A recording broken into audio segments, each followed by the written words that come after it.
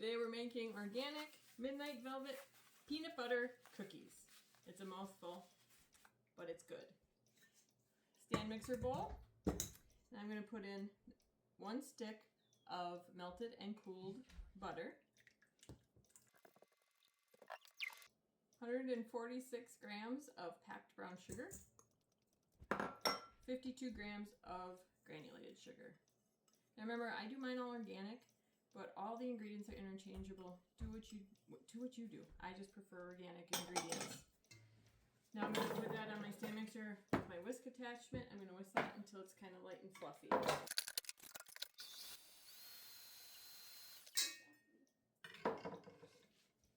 For that, we're adding 1 teaspoon of vanilla,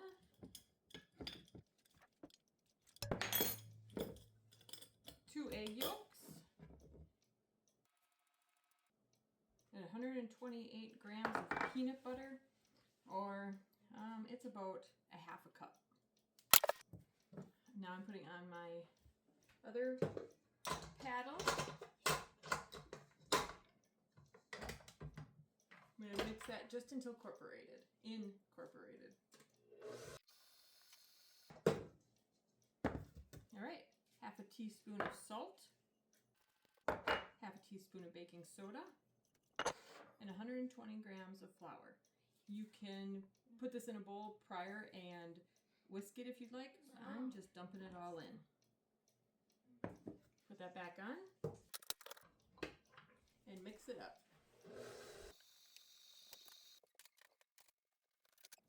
So you want to mix it, but don't over mix it. So a little bit of flour particles in there is okay.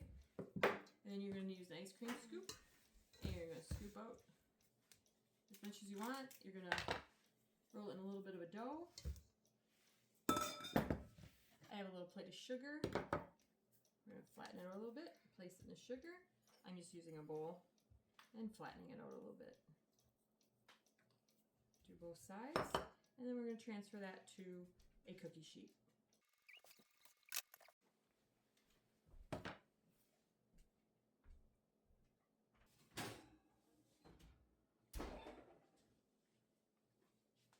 I spaced them a little bit closer together so they got stuck together because I made 2 extra and I didn't want to get another whole pan out. So we're going to let these cool. I'm going to make a cream cheese frosting, peanut butter cream cheese frosting to put on top, and then we're going to drizzle it with chocolate. I'm making some peanut butter cream cheese frosting that's going to be piped onto those peanut butter cookies that we made, or whatever you want to pipe it onto.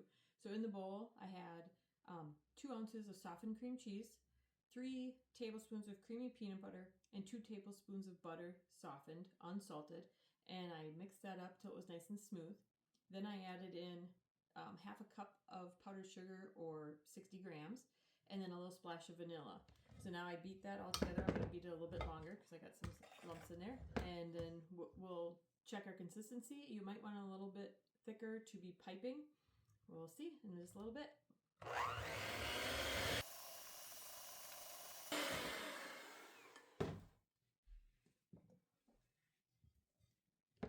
I think I'm going to go a little bit thicker for piping so it holds its shape a little bit better on the cookies.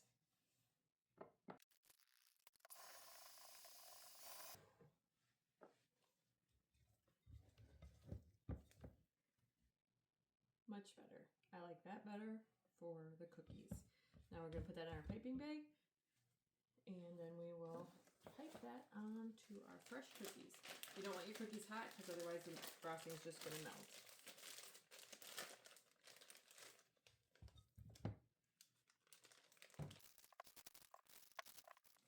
Alright, we will be back to frost those as soon as the cookies are cooled.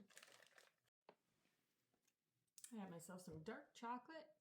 I got opened up a couple candy bars. I'm going to chop this up, and then I'm going to put it in a double broiler and do some melting, and we're going to drizzle this over the frosting on the cookies. This is ultimately just a very delicious cookie, very rich. If you don't want that coconut flavor in your chocolate when you're melting it, you're going to want to use naturally refined coconut oil. All right, we did our chocolate all melty. I'm going to put it in a piping bag, but you know, you can absolutely put it in a baggie, a sandwich baggie, and just snip the corner of it. So let the fun begin. Woo! Almost dropped my bowl.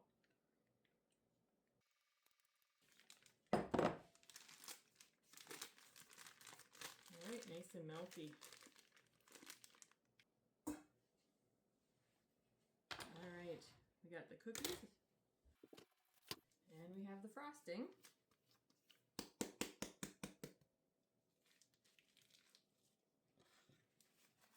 So when you clip the end of your, don't do it above your cookies first of all, when you clip the end, start small, test a little dot, see how big of a piping you want. So cut that, and then I'm just going to test it. Here, I'll test it on this one. That's not, I want bigger than that. I want bigger piping than that. So put a little bit more off, and just do you. Don't fret about what somebody else did or how somebody else did it. You don't even need to do this. You can do stripes across it. You can do whatever you want. And then we're going to take the chocolate. Normally I would put a piece of parchment paper underneath here because it's going to make a mess. That way you can just keep going from one cookie to another, but I'll do these 4. Actually, I'm going to take these off of here so I can frost these and chocolate them later. Snip the bottom. Now the chocolate, you want to just the tip of it. And test it. Nope, a little bit more. Just a little tiny bit more. All right, and just go.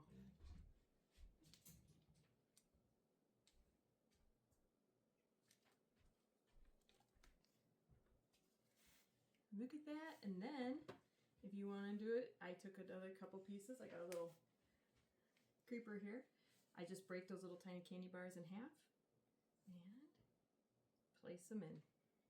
And you got yourself a beautiful looking cookie. Enjoy!